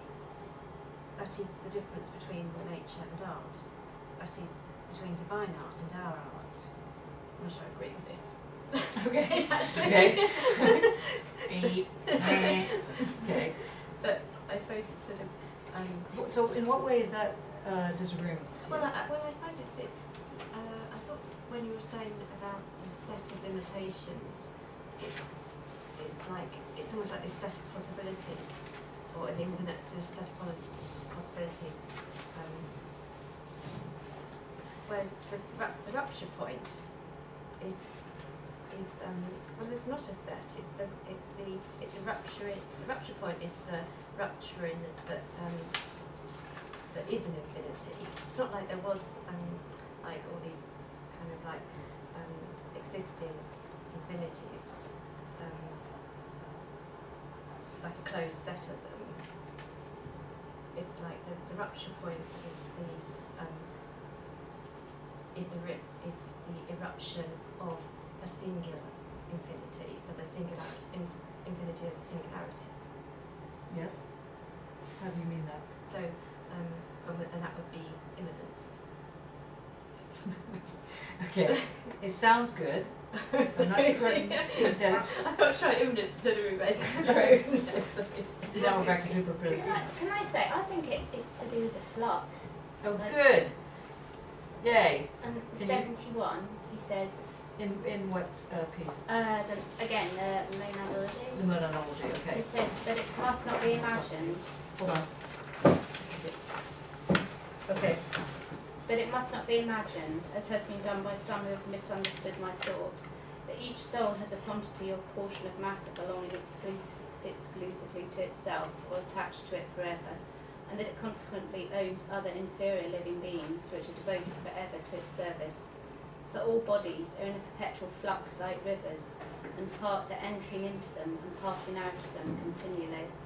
And then he goes on to metamorphosis, and I think it's that flux that is, to me, is how I can grasp the monads. So Good. he's going to disagree now. He's I breathing. believe That's good. at least there is a presentation to be made on this paragraph. There's a what to be made? Something to be specified, specification to be made. Is your translation different than? No, it's the same one. Okay, can you read it out one more time? But it must be, but it must not be imagined as has been done by some people who have misunderstood my thought. That each soul has a mass or portion of matter belonging to it or attached to it forever. Right. And that consequently it possesses all the inferior living beings destined to its service forever. For all bodies are like rivers in a perpetual flux, and parts are entering into them and passing out of them continually. Now, I emphasize the forever because this is another declination of this concept of infinitesimal subdivision of matter and infinitesimal subdivision of perception.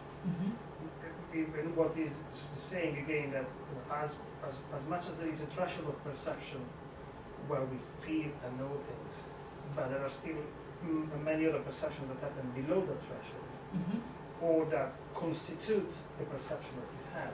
Somewhere else he brings the example of the sound of the sea. We don't hear every single wave, but we hear the generic and general roar of the sea. Equally, the body is not the same amount of matter from birth till death, but it constantly acquires bits and loses bits. Now, the flux is not the monad, because in a certain way I would say it is the opposite. The monad is the principle that keeps that flux in one direction. is something, is not the flux itself. Defend yourself. At least this is the way I understand it. Well, I think that what he's saying is that the monads are in constant change and flux, so that's how I read it. But he's speaking about bodies. Is it not just Yeah. that the monad is naming the change, but it's something that can't be named? So it's that's why maybe Heidegger picks up on it, because you can't know difference, and the monad is essentially difference. That's why an algorithm. How names annoying is that something. you've gotten it now? Do you want to just repeat that? Well, no, everybody's talking about it as, well, the monad essentially names something that can't be named, because it's an infinite number of possibilities or relations to something that. And in a religious sense, that would be called God. Yeah, but he's saying that it's not God. He's Not, saying- no, right, yeah. because it's not religious, yes. Yeah. No, go on, so explain that.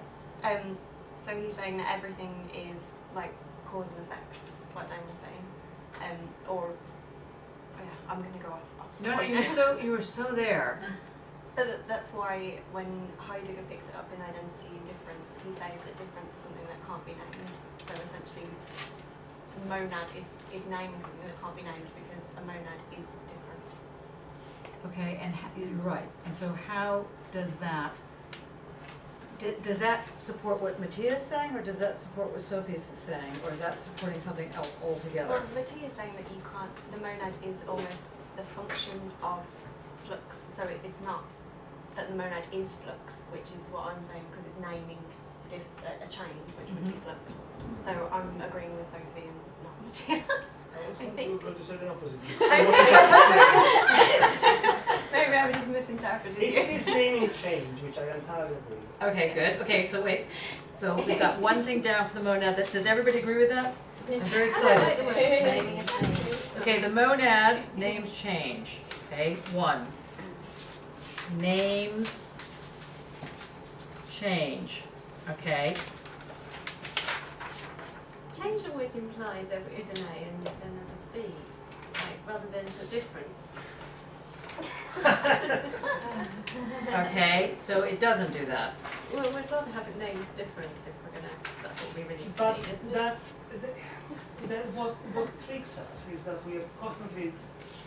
It is the same thing because it is difference from something that can never be bound entirely. It is difference from infinity. Let's take a visual example. If this table, Well, at least the this monad table is here, something. imagine that it goes to infinity in every direction. All right, let's all talk at once. Okay, that's right. Yes, go on. And it's a blanket, and it goes to infinity in every direction. But our So example, plain. a plane. But blanket because of what and Because the example I'm going to make. And we crease it up here, and it's got a shape. Then we crease it there. But then we could crease it just 2 millimeters more to the left of the crease we just made, or infinitesimally less, or infinitely more. Each crease, each is a monad, because differentiates from the smoothness of the total possibilities of creasing.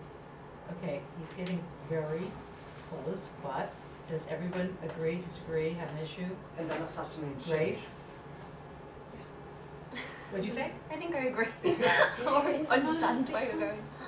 Each crease is a monad because because it's a differentiation from the infinity possibilities of the other creases that one can give to this form.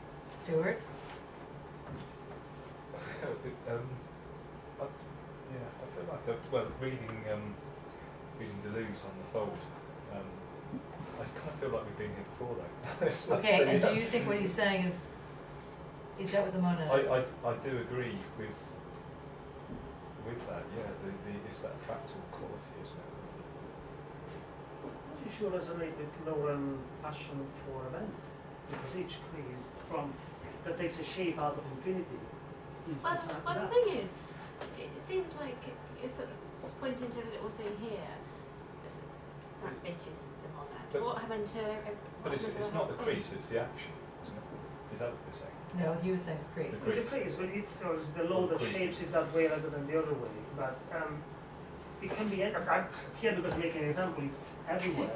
Oh, well, okay, but that's different, isn't it? Because it's sort of like, is it without borders or is it limited to because it's like he says monads without parts. So if you were saying it's just this little crease here, it's one monad, and over here there's another crease, and that's another monad. It doesn't imply that kind of the monad is this sort of fuzzy, furry, blobby thing that can make all sorts of curves, and it's not really separate from this. There's not a separation. There's something. Is it completely wrong to talk about vectors? I don't know, but what happened to the eye of that thing? Is it popped out? Just rest. I mean, would you say that, can you just make the head pop out like you were doing before? But it's you mean the previous this? Yeah, well, that's fine, okay, that's good. Is that a monad? Metaphorically. As it was a metaphor. These. Oh! It seems more to be a What? metaphor Sorry. for the human mind, Amona. These creases which are unique, creases in every single way, seem like human minds which are unique. No. Now we're going down a very bad road Is here. it not more like fractals? It's a bit like, you know, when you just... They're all... Because your image of the crease is confusing because you have to actually see them interrelated, like the crease is interrelated, whereas if it's fractals, they're all going off one But they are from the both at other. the same time because they are just a number, any number of infinite possibilities. At least, I mean, I say it with certainty, but this is the way I understand it. If Does it look like that? can look like this, can look. Okay, because there's pieces that are, yeah, okay, so now, I do understand it as a natural law. okay. So there is a monad is the law of gravity, which is one of the most basic principles because it aggregates matter when there is enough mass aggregated, its heat comes up, therefore it breaks down the atoms, other material come out of it. These are what the stars do, and it starts a whole chain of reactions. That doesn't make it the law of gravity. No, the law of gravity does these. Oh, I see, right, okay. I thought you And said then the law of gravity plus some other things make some bodies float in water and others not float in water. So out of that, then one has a whole technology that develops, and it's a more complex moment. Vice versa, the law of gravity multiplied in other directions create carbon, and then other steps. So we're back to the monad being a stem cell. And one arrives, well, is one of the various moments. What is interesting in this But model. I don't understand how these creases became And then monads. this is just an example, as in. Don't get frustrated.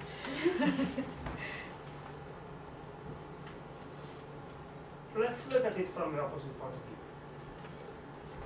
view. Before Leibniz, the image was that God creates the world. And God is all-knowing, almighty, can do everything and knows everything. Therefore creates the world. And now Leibniz thinks of these the other way around. Is that God is all-knowing and almighty, but one needs to look at the expression. He is knowing all that there is to know and can all that it is possible. There is already a boundary, a logical boundary drawn between which God acts. And then by crossing the possibilities and the knowledge, God creates the best of the possible universes. The one that has, out of the smallest investment, the biggest outcome. And all these principles that are working in it are all the fractions. The fractal works one in this, but there are many at the same time, are monads. In the sense that they are different than the all possible and all knowable. So that allness, which is the unattainable continuity of the blanket, is what is picked in portions, or creased in portions, become an algorithm or a law or a principle of aggregation of things. So, and one can have them, and one has several acting at the same time, because it's not that while we have a principle that keeps us together as individuals, gravity is not acting on us, and it's not acting on everything else at the same time. So all these are constantly overlaid. Mhm.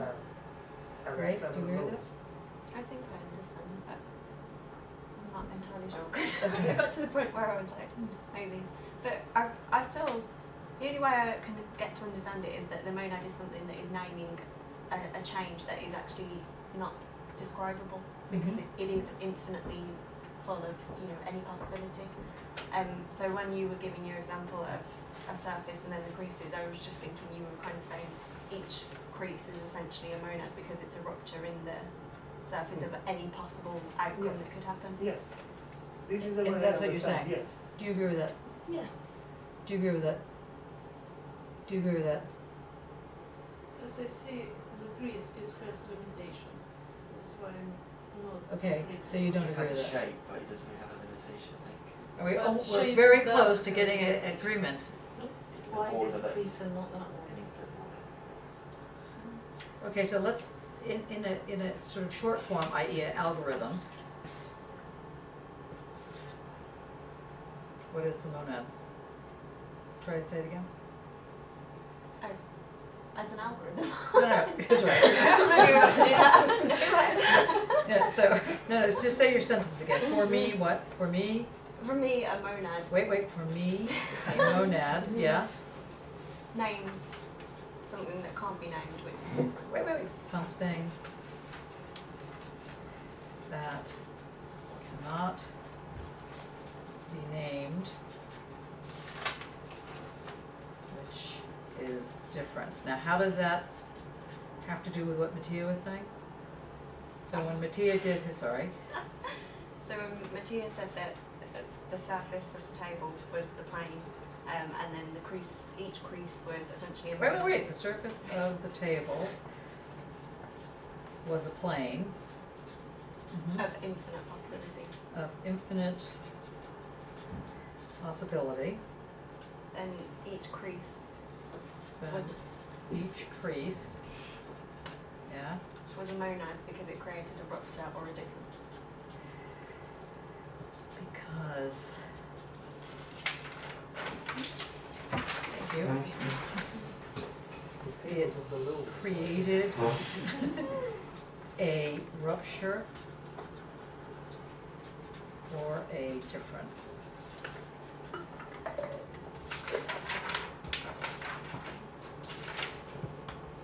Now, does anybody disagree with that sentence? Two sentences. Do you want to read that out loud? A monad names something. Read that it can't slow be and named. loud so everybody gets it. For me, a monad names something that can't be named, which is difference. So when Matthias said the surface of the table was a plane of infinite possibility, then each crease was a monad because it created a rupture or a difference.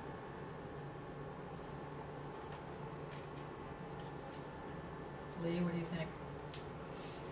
Now, I agree with it. You I are agree with it, and but soft. I've always thought of them as dense rather than creases. That's my only. Dense? Yeah. In like a large plane of metal or something. I've always thought of it that way. It's more kind of texture. You've always thought of it this way. You've been silent this whole time. We've had to do like 4 weeks of monad. Thank you. I'm sorry. Jane, do you agree with it? I would rephrase it. How would you rephrase it? I was thinking in terms Hold on. of Okay, sadly, got this. Sorry, I have to color pink. Okay. Okay, what is it? I was thinking of a monad in Wait, terms of just a second. I was thinking of a monad, yeah, in terms of finite complexity. in terms of finite complexity. Yes.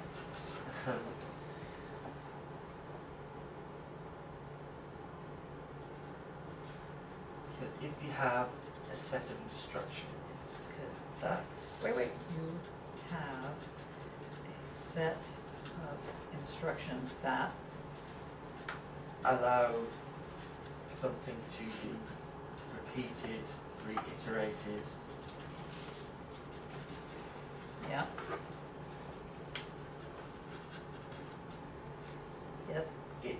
it doesn't set a limit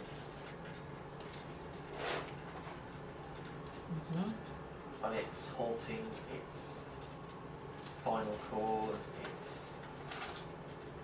goal, its end.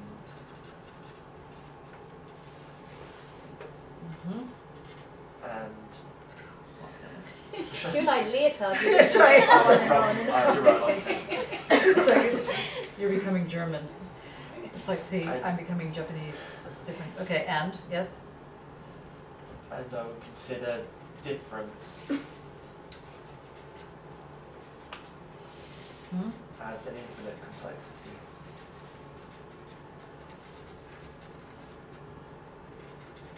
Okay, that's saying something quite different, not just sort of different. Okay. Is that a full stop or is there another comma? Oh, it should be Okay.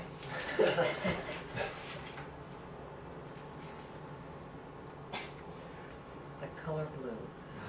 I've used an example, but it'd be long. Okay, that would be. So, okay. Chaitin is proven. Okay, so that's a new sentence. Yes. So Chaitin, yes, in his Proven Darwin.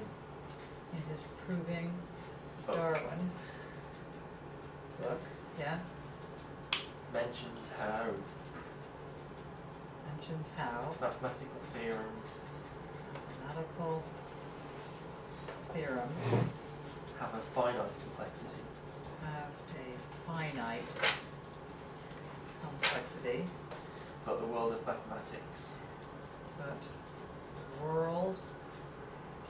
mathematics has an infinite complexity.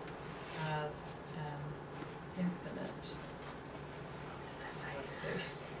Okay, that's enough sentences here. This can be proved. Oh.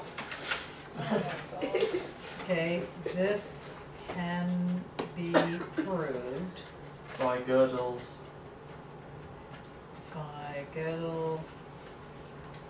incompleteness theorems, yeah, and Chaitin's omega number.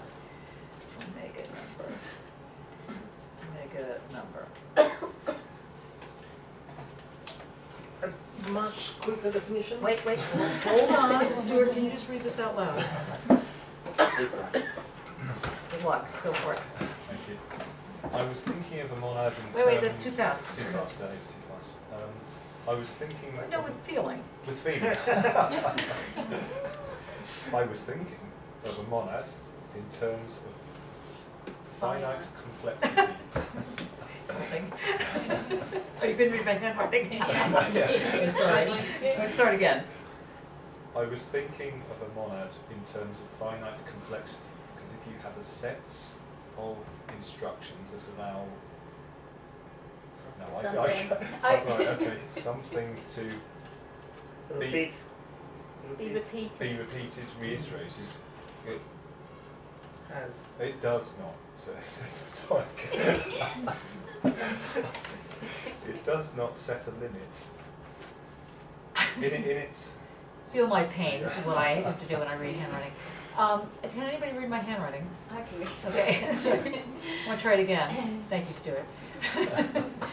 I was thinking of a monad in terms of finite complexity, because if you have a set of instructions that allows something to be repeated, reiterated, it does not set a limit on its... It's what? Halting, stopping. Halting its final cause, gradual end, and I would goal end, Comma, end. comma, end, and I would consider difference as an infinite complexity. So, sorry, I just thought he repeated himself, but No, one's finite and the other's infinite. yeah. So Chaitin, in his Proving Darwin book, mentions how mathematical theorems have a finite complexity, but the world of mathematics has an infinite complexity. This can be proved by Gödel's incompleteness theorem. That's omega. And, That symbol is omega. alright. And Chaitin's omega. Yeah, okay. That's right. I was just going to say that. Chaitin's omega number. Okay, any additions? Oh, you have Yes, you have a but smaller one. Wait, hold on.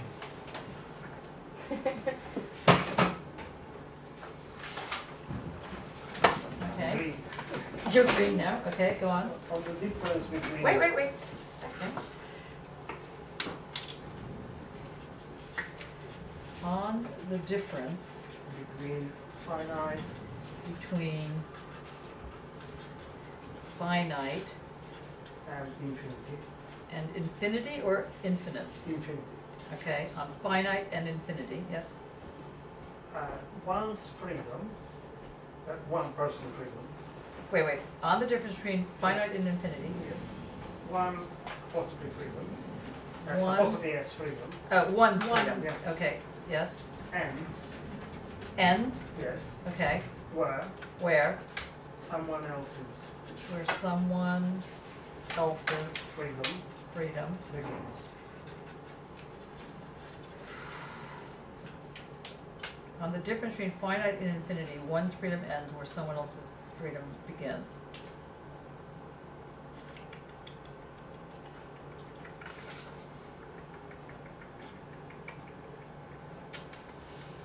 Do you want to read that out loud? Okay. Okay, Palmerita, go for it. Okay. On the difference between finite and infinity, one's freedom ends where someone else's freedom begins. Does everybody agree with that? Mark? No. Yeah.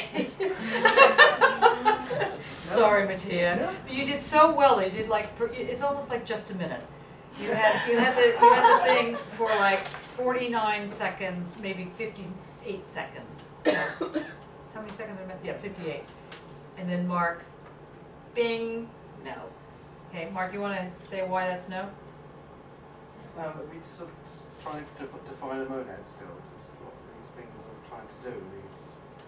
What do you mean these things trying to do? It's too complicated. I think Leibniz is the best, isn't he not? The monad is simple. Is nothing but a simple substance that enters into composites. Simple as that is without parts. It's a perceptive, active being. And this is an idea, a disposition. This is more about your ideas, your disposition to think in complex mathematical ways. It's not describing a monad in its simplicity, is it? It's wordy. If I was managed from Manchester, I'd say it was gobby. It's not gobby. That is unfortunate. Yes, but this is what I hear. So it's something simple. No, but this is quite a simple sentence. From this one actually, is a monad. Is it a necessary truth or A necessary fiction. Well, throw it back on Leibniz himself. Is it Okay. the truth of fact or a necessary truth, a monad? And I'm throwing that out there, I'm not answering that. It's just, Well, those are the truth of reason or truth of facts is what Leibniz talks about, isn't he? Yes. One being necessary, one being contingent. So is a monad necessary or is it contingent? I'm throwing that out there, not answering that. but what do you think is the answer? I think it's both. Right. Exactly right. Depending from, yeah. So having said that, Yeah. we're back to number 3 here, which is on the difference between finite and infinity, one's freedom ends where someone else's freedom begins. That would contradict what you're saying. That's great. I love that. But it's not simple enough for a description of a monad. It's an idea that's on the run, that's active. That is very active. But if we're looking for a definition But is that of a correct? monad, well, it depends. If we're looking for a definition, hang on. Leibniz splits his understanding before the monadology into mirrors of reflection, where we would all agree the lights would shine, the light would come on, we'd all agree with this. Or then there's the other side, which includes passion, both the dynamical, passionate side and the thoughtful side. And I think what this section does here is picks up on that passion, which is the latter Leibniz, but not the earlier Leibniz, which I don't want to throw out because it's just a thing. To me, this is fantastic. It's great, and etc. But it's an idea, a disposition to take a complex argument and run with it as a complexity, when an idea of a monad should be as Leibniz himself made it. It is, and the monad is nothing but a simple substance that enters into consciousness. Simple, that is, without parts. Sure.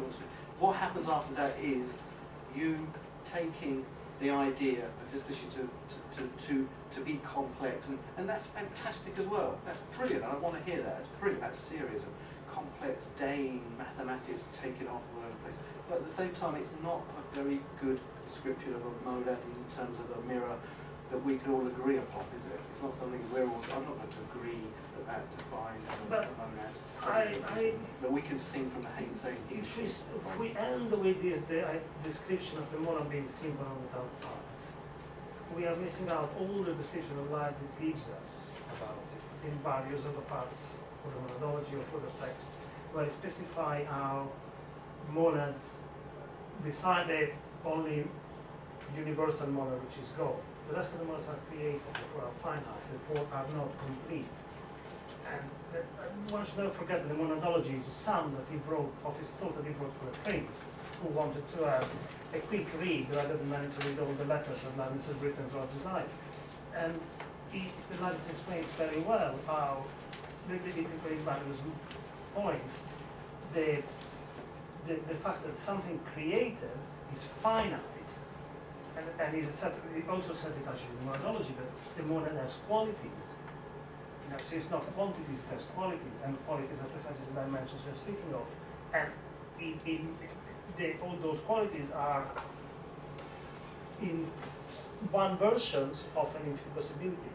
The presence of mathematics means I don't understand mathematics per se, but I am fascinated by the fact that one can abstract thoughts to that point, to that level. The game between infinity and finiteness, and the game between continuity and divisibility is the topic of his thought.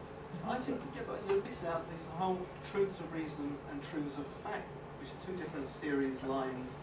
The monad has a truth of reason, and the monad has truth of fact, two complete, aren't they contradictory understandings? No, why they should be. They are not even self-contradictory in the way I am presenting. Unless I misunderstand what I'm saying. So I would just like to get back to this one. I think that the simplicity of that remark is said in all of these. I mean, the simplicity of Leibniz's remark. But this third version I think is problematic, if I'm understanding what you're saying right. On the difference between finite and infinity, one's freedom ends where someone else's freedom begins. Why? Why does one's freedom have Because there is I don't have an infinite freedom, because if I want to be infinitely free of whatever I want, I might actually spill over. But no. What I meant was that, or what I understood this to be saying, is that it's not that I have this infinite sense of freedom and then if I run into somebody it ends. It's not that. It's that the ability to infinitely think, which is the core of freedom in the sense, the right, the ability, the privilege, whatever you want to call it, to create, to think, in this wider sense of thinking, is not ended when someone else is also thinking. It's augmented, and that's the thing about the monad. So it's precisely, see, he's not. Oh, okay, I understand what you're saying. Did you say? Yeah, no, okay. Yeah. I meant it in a much more superficial level of an example. Okay, right. Of if I want to behave as I like, at a certain point I will actually clash against somebody else who wants to behave as. But that's a Hobbesian. Well, you're talking about free will then, aren't you? Yeah, you're talking about free will, Yeah. and what he's talking about here, and this gets to what Mark was saying, has to do with the simplicity of the monad is that it is compossible, and in its compossibility creates, let's say, if you have two people thinking in this kind of productive way, they will then be compossible with each other, and that becomes even bigger. Further, they Yes. can create a new surface, a new layer. Yes. Yes. So it's like a collaboration. So like Yes. you can bring two artists together, or an artist and musician. But the difference being, and this is the last thread that I'm hoping that you get, is that it's not done as a segment. These layers, or whatever we're going to call them, are dimensional. They're not lines. If there are lines at all, they're lines of flight. They entangle. They're entanglements. And so that's where it's very important to get that as a sort of a feel for what's going on. Now, 10 minutes to 7, very well. Can I just say as well, the table's booked for 7 and then we'll let it go if we don't get to the rest of Oh my God, you're being so quiet. I was just gonna say. I don't want to interrupt. Oh my God. Okay, so we have to leave immediately. There's a That's dinner. fast though, isn't it? So, Oh, that's true. That's okay. Oh, good point. Good point. Yeah, it's 22. That's 22. Oh, well done us. Oh, I love the fact that I have fast clock. Yeah. Excellent. Okay, so there's this dinner happening. Where is it happening? Bodega. So Where is that? It's up at the Sun Pub. Bennet Hill. The Sun Pub. Oh, the Sun Pub. Yeah. Oh, yeah. Oh, the bodega. Opposite, Okay, yeah, right, yeah. right. Okay, great. Now, next week, Mark, you're going to be kind of the facilitator. Is that okay? I think what would be useful is if everybody could write up one paragraph of what you now understand as the monad. And I would like to also suggest, I'm happy to continue with Leibniz. We can get off the monad and actually do other work with this. Would you like to, in fact, look at another author, or another scholar, another something? Spinoza, for example? Well, I'd like to just carry on like what you said. Just Okay. Do that and you can introduce me if you want. Okay, but we carry on with Leibniz next week. Okay, so next week we're definitely going to carry on with Leibniz. I meant the week thereafter. Yeah, sorry. The week thereafter, I'm also happy to carry on with Leibniz, but I think that it might not be a terrible idea to just slightly crawl over to another philosophy. We can go toward Kant. I mean, are people wanting to do a Kant move? You have this sad face. I just don't want to stick with Leibniz. You don't want to stick with No. Leibniz? Oh, that's good. Okay. So shall we start with the? Shall we start with Leotard's The Analytic of the Sublime, and filter in the Kantian? What would be the best one for that? Judgment, I guess.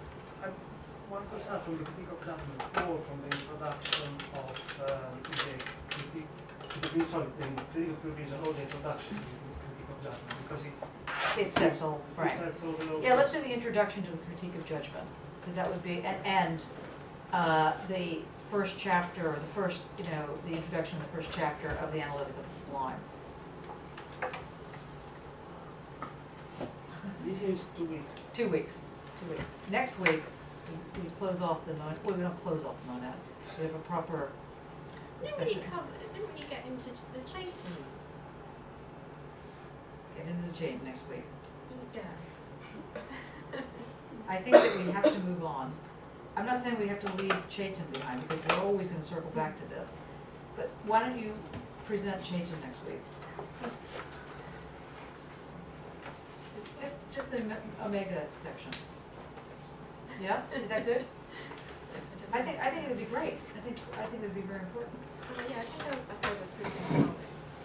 Yeah. I can reread that. Yeah, let's do Proving Darwin as part of the discussion. But that links to the monad. Hang yourself. Okay, thank you. That was fun.